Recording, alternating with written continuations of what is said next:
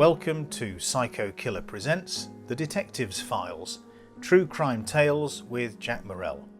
I'm Simon Ford, and in this strand of the Psycho Killer series, I'm sitting down with Jack, my co-host and a former major crime detective, as he reflects on a lifetime in policing. From gritty frontline stories to the moments that stayed with him long after the case closed, these are the memories, the lessons, and the human side of life in the force. Now, Jack, I know you've spent 30 years as a copper investigating virtually every crime there is in that time, but we can't honestly cover any subject until we've looked at deaths, specifically sudden deaths that the police attend and then report to the coroner. Yes, I agree. And I use the term sudden deaths as well, but I've had a quick look at the College of Policing, and they now seem to be using the term unexpected death.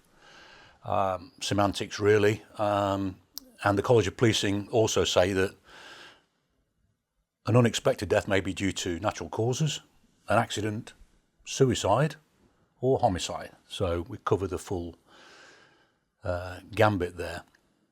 It also says in the College of Policing that the police must investigate all unexpected deaths effectively, applying professional curiosity to test the obvious explanation.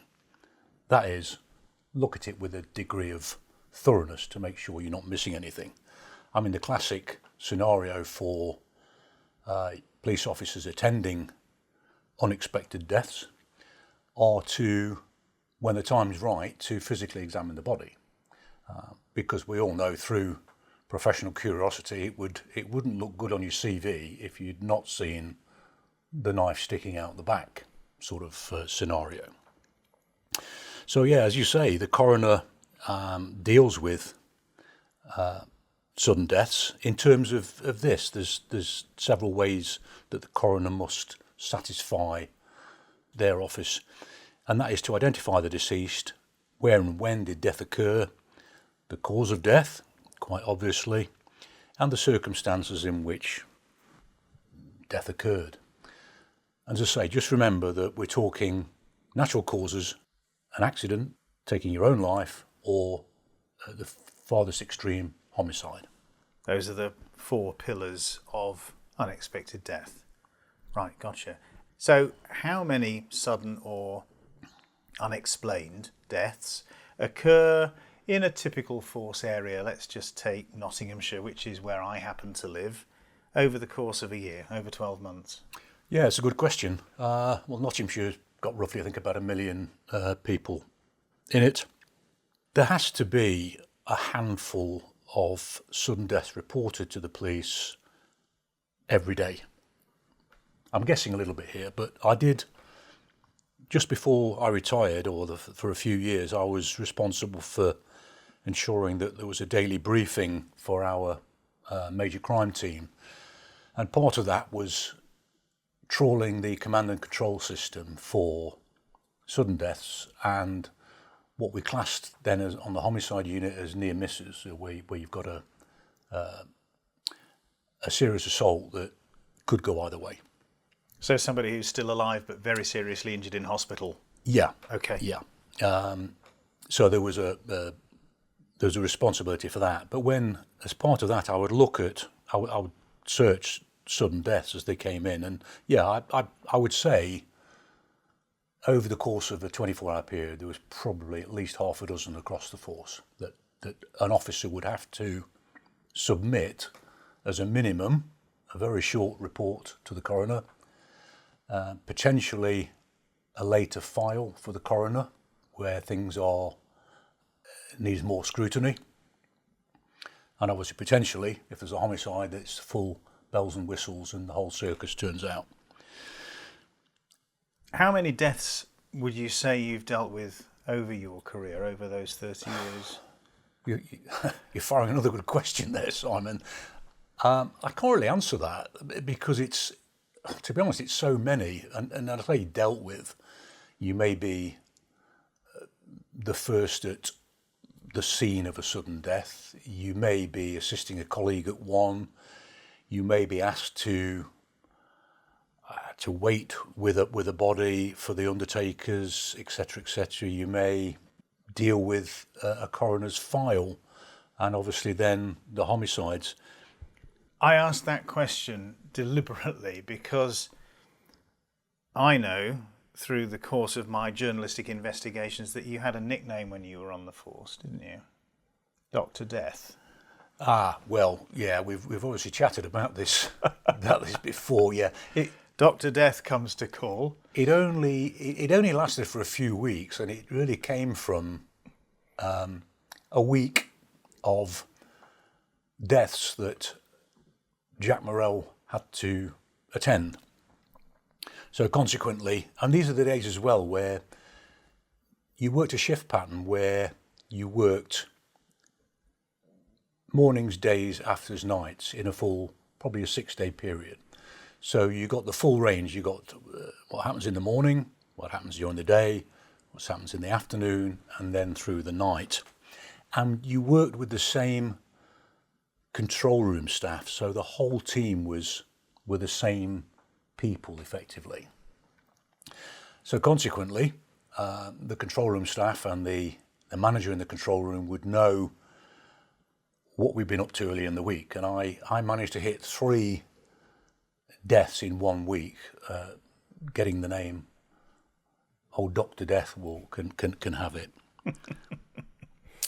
Yeah, and bit of gallows humour doesn't hurt anybody, really. It is. It must be a coping mechanism for everyone, because you, as police officers, you're in contact with death and quite often violent or just unexplained deaths, which are very distressing for everybody involved, regardless of whether it's taken forward as a homicide investigation. So you've got to have some sort of belt armour, haven't you, that protects you from that? And I guess humour's part of it. Yeah, a bit of detachment, really. I suppose you have to just deal with it, like you've mentioned in previous stuff.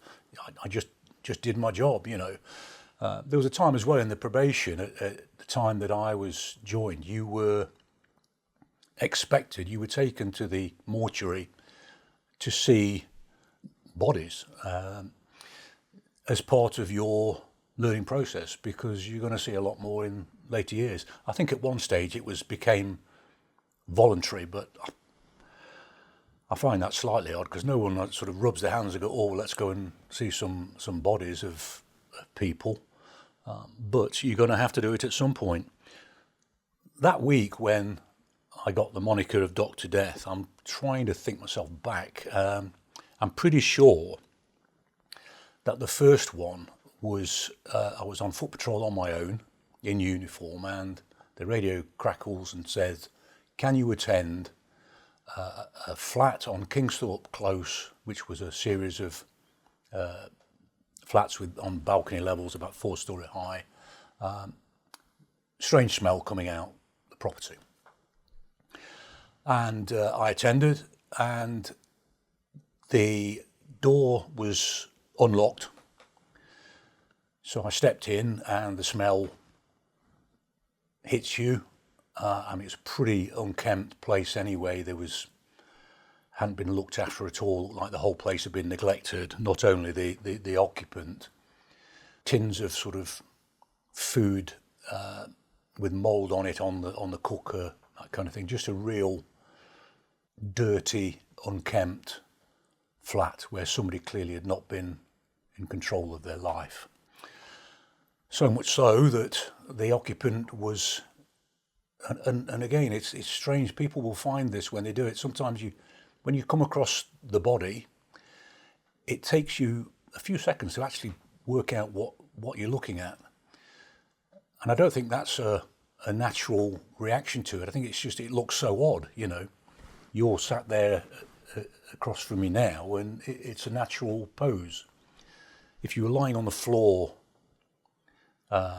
deceased, it's just a different thing. And this individual, this guy was in bed, but he'd fallen out of bed, and he was leaning. Basically, his head and his shoulders and his arms were on the floor, but his lower body was still on the bed. I say very unkempt, dirty bed clothing, etc. And I couldn't really explain a great deal of what had happened, other than he was clearly dead. I mean, the poor man's head had sort of swollen up like a giant red turnip, and it was hot as well. I remember it's hot, flies all over the place. So I stepped away from that and I called in some supervision, some CID to come and assist, to give a second opinion. And, eventually, obviously the flat was cleared. This man was taken by the undertakers to the mortuary, post-mortem. And I can't actually, thinking back, I mean, this is going back many years. I can't remember I don't think the exact cause of death was ever established. But what was established was that it wasn't a third-party involvement. There were no suspicious circumstances. It was just his neglect and health that had led to it. So that was a coroner's file, because there's quite a lot for the coroner or questions the coroner will want to ask. So we anticipate those questions and obviously have the answers for them. And I attended coroner's court on that occasion and described in more detail, but what I've just described to you then. The other one in this sequence was interesting, and I was actually asked to accompany a probationer officer who was of Pakistani origin, and he'd not yet dealt with a sudden death, and we felt it was appropriate for him to see a European family dealing with a sudden death. And it came in, I think, from the ambulance that this man had collapsed and died at home.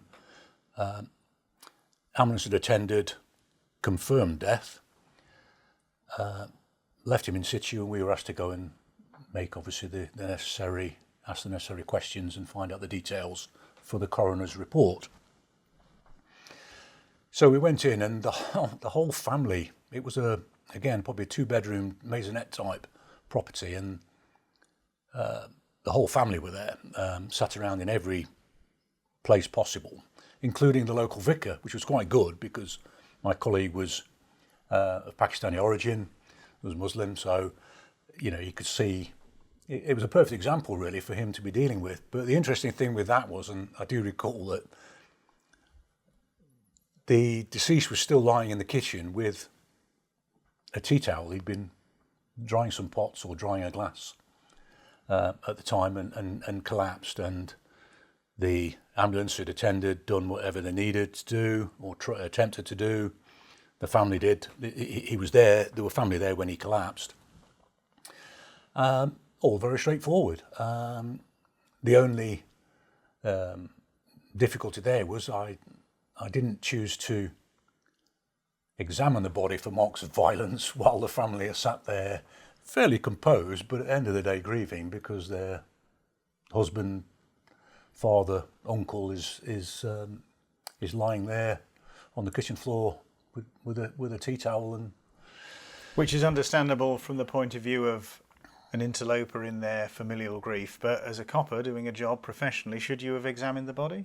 Well, we did later. That's the thing. So we get the undertaker, and in these circumstances, the family would get a choice of undertaker should they wish, and he will go obviously to the mortuary.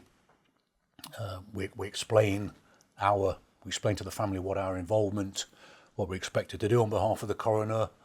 Very sorry to be here, but we need to do this on behalf of the coroner.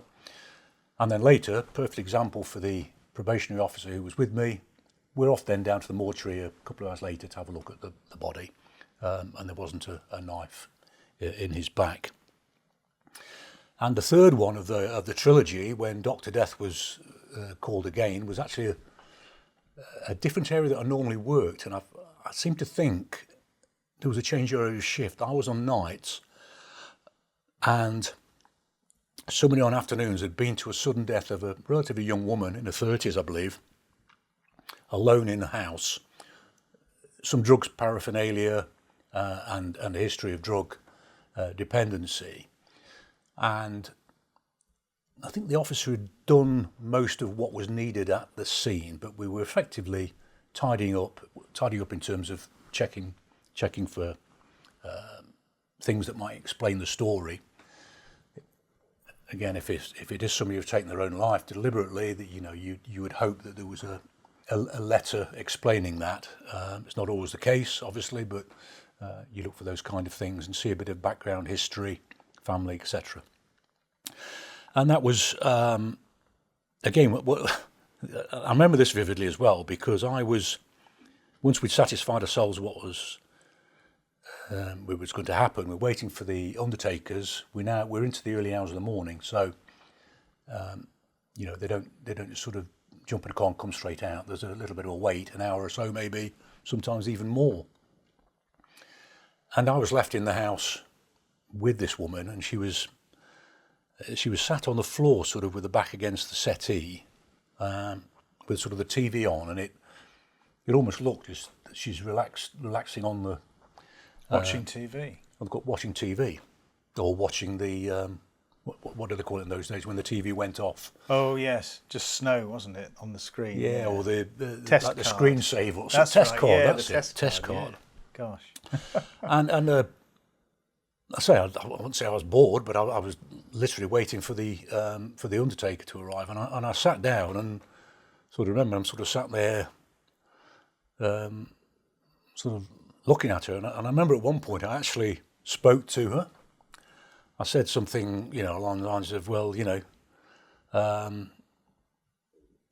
what's happened here then? Whatever her name was, Angela. What can you tell us then, Angela? Some ridiculous question just to bide the time, and oddly, not immediately after I'd asked that question, there's some kind of gaseous exchange in her body, and she sort of groans or grumbles something that comes out of her open mouth. So that was a bit of you can sort of either scare yourself or you just find the situation quite bizarre. It's at that stage I'd be heading for the door, I think. Yeah, I think I wouldn't make a very good copper. The other thing as well, I'm trying to think of this scenario, because this is all happening very, very discreetly in this poor woman's house. The undertakers will turn up very quietly and anonymously. She'd be removed from the house into the transport and taken to the mortuary, and very few people on that road would know what had gone off. Whereas now there would be,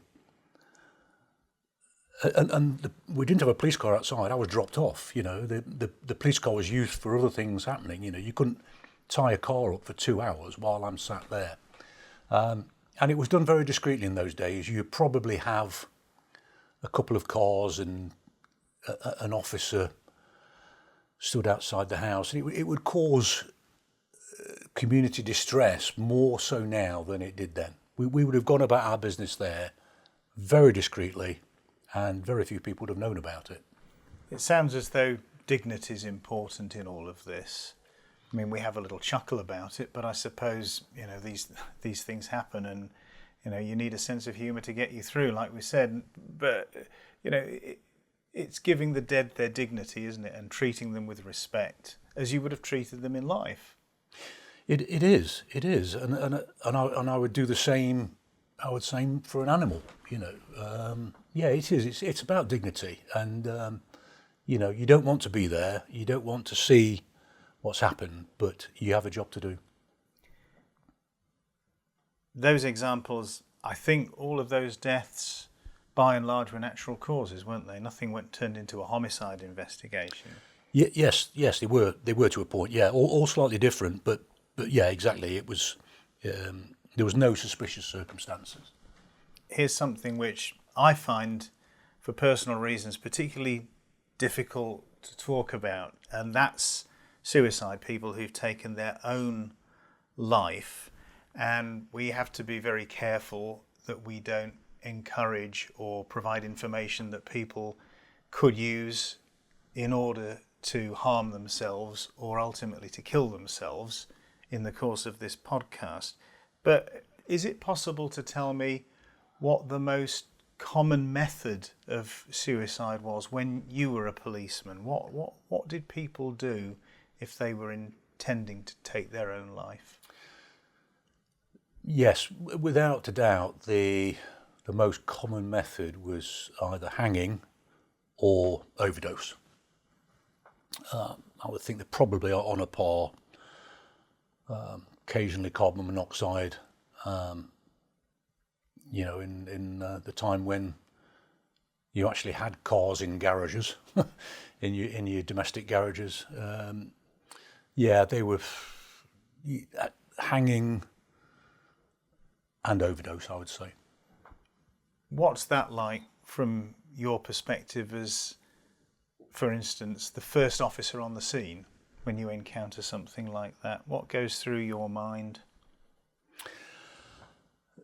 Right. Well, I mean, they come in various ways. The one I particularly remember, and well, I'll tell you exactly now. But the reason why I do remember it, beyond all the others, is that it's the only time I had to get a body down that had hung themselves in their house, in a property.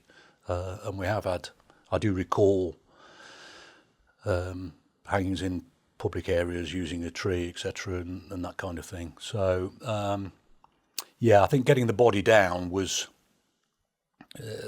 one thing that particularly stood in my mind, and I do remember it vividly. Again, it was in the early hours of the morning. Again, must have been about 2:00 in the morning. That time when there's someone on nights, you're hoping that things are going to start to calm down, and you're hoping to get your meal without interruption, and you're hoping to be able to just go out for a walk later on and have a little look around and see what's about. But this woman's brother came to the station, clearly concerned about his sister. She'd not been heard of, with a hint of her not being been depressed, and a few complications in her life, not particularly well. But she was had a good career job, office job, good income, owner-occupier, owned her own house, financially was fine. But the brother travelled in that 2:00 that morning, thought it can't wait, we need to go to her house and check on her welfare. So we did. It was one of those Georgian, modern 70s sort of Georgian mid-terraced houses, and we hadn't got a key. So clearly we were going to have to force our way in some way, shape or form.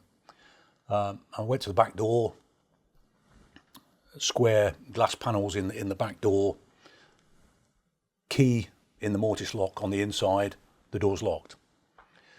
Quite simple. Smashed one pane in the door, reached in, turned the handle, opened the door. Immediately, a strong smell of gas. So we didn't need to really have a conversation, but I think I turned to the brother and just said, I think you're here because you don't think this is going to be good news, going to turn out particularly well, and he nodded, and he knew, sort of knew really what we were going to find. It must be difficult as an attending police officer, not just to manage your own emotions and to balance that with your professional responsibilities when a dead body is found, but also there are other people there who are relatives, friends, people who are close to the deceased. How do you incorporate their reaction into what you're doing? It's almost like you're having to do a number of different things at the same time in a very difficult set of circumstances, and people behave unpredictably, I would imagine. Well, they do. You're absolutely right. But I recall the brother. He was the perfect individual to have in this, to be the family representative, because he was very calm. He explained things very well. He answered my questions. I explained things to him succinctly. So he was the ideal person. So there's no no heavy emotion, no shouting out, this, that and the other. He was very, is the word stoical? He was very calm about the whole thing. So we stepped into the kitchen. There's a kitchen, basically one living room, and then you're sort of through to the hallway and going upstairs. Obviously with the gas, I've turned the gas off on the cooker. I think every gas ring was on. I may have opened a window, but what I didn't do was turn the lights on. Yeah, the danger is there's a spark and then there's an explosion, right? Yeah, so I'm relying on my Maglite torch, and I think I actually used the back of the Maglite. They're like a metal American, I think, military torch. I think I used the back of it to smash the glass as well. So I'm using my torch. We go into the lounge. Nothing stands out, and then between the lounge and the very small hallway and the front door, there was a what do you call it? Above the door in the brickwork, there was like a ventilation grill. Oh, okay. If it was a window, I'd call it a fan light, but yeah, similar to I that. know the kind of thing. But Yeah, quite large. Uh-huh. Anyway, the point was, I made a metal or something with a sliding. It had been taken off. Okay. Leaving a gap in the brickwork. Again, that stood out, and I sort of remember thinking, well, initially I didn't really equate why that had been done, but I'm sure it's probably obvious to people listening now, that had been part of the preparation for what she'd chosen to do. I'm into the hallway and I'm looking up the stairs, and again in torchlight, it's dark. I'm using the torchlight and I can see a woman's legs and feet, and she's wearing a office skirt, and she's suspended above the near towards the top of the steps. So again, I turned to the brother and I said, "She's here," and it looks like she's gone. Words to that effect. And again, I've got to compliment this brother, because I said, I'm with a colleague as well. I said, "Look, you don't need to be here while we do what we need to do. We'll check on her, and we will. You can have people you need to talk to and whatever. So it's entirely up to you. But if you want to go and do that, and then we'll speak later." And this poor woman was the only one I've had to cut down with a colleague, to get down with as much dignity as I possibly could. And we got her to the bottom of the stairs. A police doctor attended to confirm death, and the undertakers requested to come and take her away. And what were the doctor's findings? Well, the doctor was there just for one purpose, just to confirm death and allow us to remove her. I think it was, and again, a strange, almost light-hearted moment there was that we've got her to the bottom of the stairs, and as we're there, the doctor is checking her over, and he explains that he believes that it's quite typical that post-mortem a human body will defecate, will release their bowels. What the doctor had not read correctly was what he thought was traces of feces on the stairs, was mud off my size 10 police boots that had traipsed in because I'd come through the garden. And obviously I corrected the doctor on this observation. And yeah, interesting. I remember as well is that I think on all suicides, the police inspector, and every shift used to have an inspector in those days, which was a middle manager. They were expected to attend just to give it the nod to say, yes, you've done that's right, maybe do this, maybe do that. And on this occasion, there was an inspector in the police station, and he didn't bother to come out. I think he said something like, I know you're experienced enough, Jack, to know what to do. I trust your judgment. Well, that's fine. That made me feel a little bit buoyed by the situation, but equally it wasn't protocol. And if I'd made a mistake, or if I'd avoided and missed something, then he would have to answer questions. It wasn't done by the book. But ultimately, a very tragic story of how somebody ended their own life. We've looked at people whose lives have ended unexpectedly, but not in suspicious circumstances.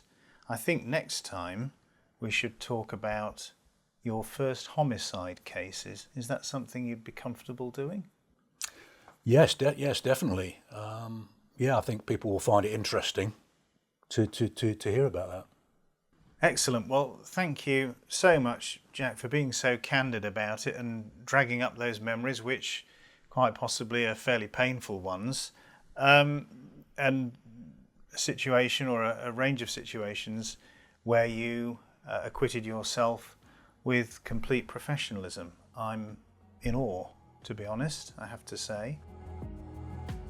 Now, if you've enjoyed this episode of Psycho Killer Presents The Detectives Files, make sure you follow us on your favourite podcast app, and don't forget to leave a review if you can. For more shocking true crime stories, deep psychological dives, and infamous killers from history and today, search for our main series, Psycho Killer, Shocking True Crime Stories. Thanks for listening. We'll see you next time.